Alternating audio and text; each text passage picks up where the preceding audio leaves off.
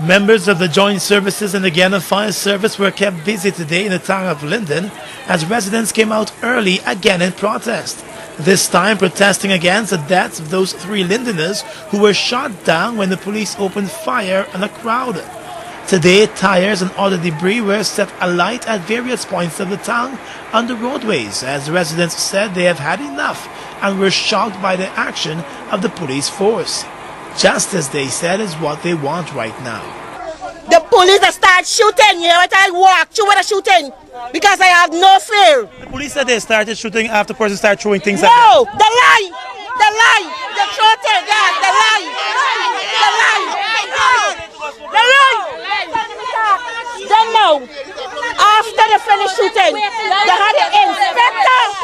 The inspector is the man who turned around and shoot him off on the West Mountain scheme. We're not teaching the children them in the society. Hooligans. Yeah, we got to fight for the rights.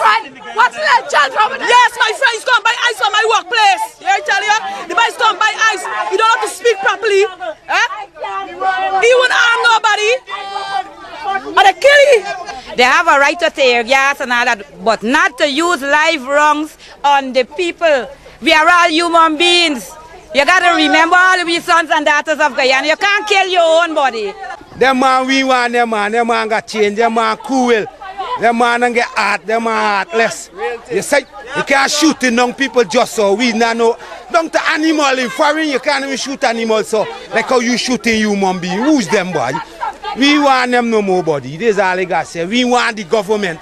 The police divisional commander Clifton Higgins, who oversaw yesterday's action by the police, dodged questions today about why there was the need for force. He said the police were investigating whether the police used live shots. That coming after police headquarters admitted since last evening that shotgun cartridges were used. I'm coming back. I'm right here. No, sir, under the shooting death of 3 persons. I will make that comment when I'm back. I have information that the road is blocked. Live wrongs were used, sir? I will speak to you when I'm finished with that, Mr. Were live wrongs used? Mr. Mosley, we are doing an investigation. I'm not in a position to pronounce on that now. But you were the commander in this area? I'm the commander. That's why I'm doing what I'm doing now. But wouldn't you be aware of whether live wrongs were being used? We are still dealing with the investigation, Mr. Mosley. Thank you. And the medical officials at the hospital said the police always had access to the hospital. Reports that the police could not get access to the Linden hospital to ascertain how many persons were dead and how many persons were injured is just not true, one official said. Residents of the community say they will not be deterred and intend to step up the protest action for the remainder of the week.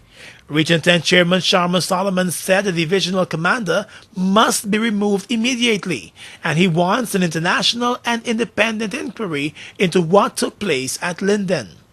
This is why we need a very independent and international inquiry. Persons from the hospital have said to us they've removed live rounds from the chest of the dead, and we've also want to call for his immediate removal, suspension, and to understand that outside of those discussions concerning this act of war that was waged on poor and innocent protesters, that we remain vigilant in our concerns for what the instigated position was, which was an unjustifiable increase in electricity on the people. The regional chairman said the action by the police was more than uncalled for, and he noted that the action followed earlier threats by senior police officers at Linden. There was at no time any indication of threat to life, property, or limb, and we want to have an immediate cessation of the aggression against the people and to also call for an independent and international inquiry into what's happened. We were informed several days ago that the divisional commander was calling persons, some of our activists, and threatening to kill them. In fact, I made mention of this to the leader of the opposition yesterday. So this is on record, and we saw the result of indeed what was promised, that there is going to be persons, in fact, have him on record making such threats. Persons would have also witnessed him being the first person to fire the first shot with his revolver wrapped in newspaper. People are willing to come forward and testify to that. And Member of Parliament for the APNU from Linden, Vanessa Kisoon, found herself at the Mackenzie Hospital last evening as one of the men was shot dead right in front of her very eyes, and she rushed him along with others to the hospital. She said a police officer even pointed a gun at her during the problems. The officer in Keiki turned around because he was running. I was almost behind him, and he pointed his gun and fired a shot. And so persons were just scattering all over the place. The police, they were continuing to fire the tear gas and live rounds, also pellets.